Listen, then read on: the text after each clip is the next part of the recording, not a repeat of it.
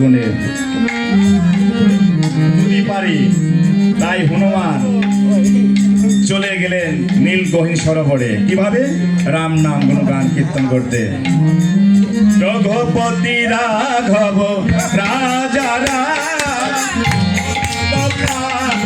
জয় সীতারাম। রঘুপতি রাঘব রাজা রাম পতিত পাবন সীতারাম। বল জয় সীতারাম, বল জয় সীতারাম। বলি জয় সীতারাম, বল জয় সীতারাম। বল জয় সীতারাম, বল জয় সীতারাম। জয় সীতারাম, বল জয় সীতারাম।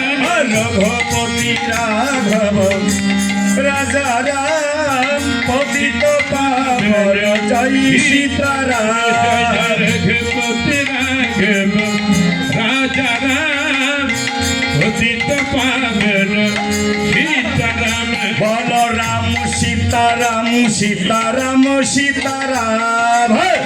সীতারাম সীতারাম সীতারাম। বল রাম সীতারাম, সীতারাম সীতারাম। রাম সীতারাম সীতারাম সীতারাম।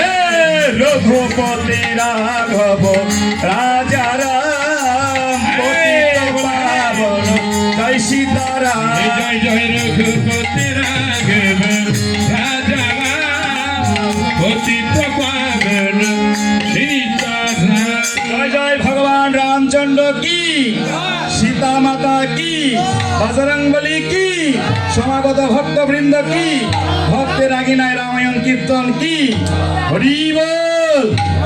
জয় সীতারাম, জয় শ্রীরাম।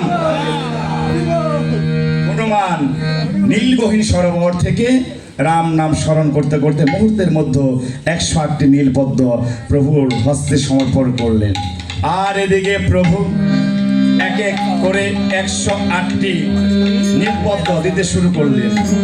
যেই না 107টি নীলপদ্ম দেবীর চরণে অর্পণ করেছেন, দেখার একটি পুষ্প নাই মা, একটা কম পড়ে গেছে। হনুমানকে বলছে, বাবা হনুমান, এই বাবা হনুমান, তুই কি সত্যি 108টা নীলপদ্ম এনেছিস? বা হনুমান বলছে, আমি একবার নয়, দুইবার নয়, এক এক করে 1 2 3 বার, আবার করে এরকম 3 বার করে আমি গনে গনে 108টা নীলপদ্ম এনেছি প্রভু। তবে কেন আজকে একটা নীলপদ্ম কম পড়ছে রে বা? এদিকে ঘটনা ঘটে গেছিল একটা পিছনে, তুলে ধরি। ভগবতী দেবী বাবা ভোলানাথের চরণে প্রতিদিন নীলপদ্ম দ্বারা স্বামী পূজা দিয়ে তারপরে নিজে আহার করেন, প্রসাদ পান। কিন্তু বাবা ভোলানাথ সেদিন ছিল ধ্যানে। সেই ধ্যানে থাকা অবস্থায় এক অসুর ওই ভোলানাথের ধ্যান ভঙ্গ করতে এসেছিল। কিন্তু পতিপরায়ণা সতী সেই পার্বতী লক্ষ্য করলেন, কি স্বামীর ধ্যান ভঙ্গ করছে, পরমের ধ্যান ভঙ্গ করছে।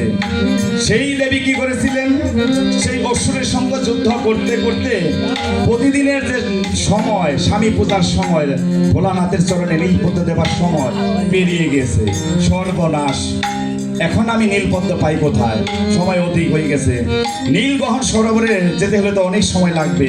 কি করলেন, ওই যে হনুমান যে 108টা নীলপদ্ম এনেছিল, সেখান থেকে একটা নীলপদ্ম হরণ করে চুরি করে এনে আমার শিবের চরণে, ভোলানাথের চরণে দান করেছিলেন। ওম নমঃ শিবায়, ওম নমঃ শিবায়, ওম নমঃ শিবায় বলে রাখি। এই যে আর এটা 5টা এটা তুলে রাখি। কীর্তন তো শুধু না, তথ্য দিতে হয়, তত্ত্ব দিতে হয়। 5টা সোমবার করছে মা, কেউ তোমরা হয়তো বা পালন করতেছ। 3টা চলে গেছে, আগামী 1টা করছে একাদশীর পরে। আর একটি কথা, আগামী রবিবার একাদশী, কামিকা একাদশী, সেই একাদশীটা অবশ্যই ব্রত করবে। বলার অনেক ইচ্ছা ছিল, সময় কম। একাদশীর তত্ত্ব আপনারা জানেন। একাদশীর দিনে যারা পঞ্চশস্য আহার করে, এই যুব সমাজ, একাদশী দিনে এখনই করার শক্তি সামর্থ্য আছে। এখন যৌবন তোমাদের, শক্তি তোমাদের, সব কিছু তোমাদের।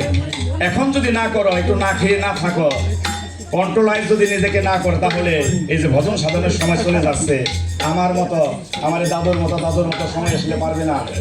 এই অন্নগত প্রাণ, অন্ন না খেলে কাঁপবে শরীর। আগে একটু করা ভালো ছিল, কি দাদা বলেন না, এখন ভাই আরে কি করেছি, এমন সাধন ভজন যোগ্য মানব জনম পায়া হারাই হারাই কুসঙ্গে মেতে কাটিয়েছি। হায়, আগে যদি যাইতাম দয়াল, আগে যদি পথে যাইতাম বহুদূর, নিচে মায়ায় বদ্ধ হয়ে আমি হারালাম দুকুল। আমার এই কুল গেল, অকুল গেল। তাহলে এখন তোমাদের সময়, এই একাদশী ব্রতগুলো পালন করবেন। পঞ্চশস্য আহার করলে আপনার নরকগামী হতে হবে। চোখে দেখা যায়, আমার ভাইয়ের সাথে কথা হচ্ছিল সকালে, যে নরোত্তম দাস ঠাকুর বলেছে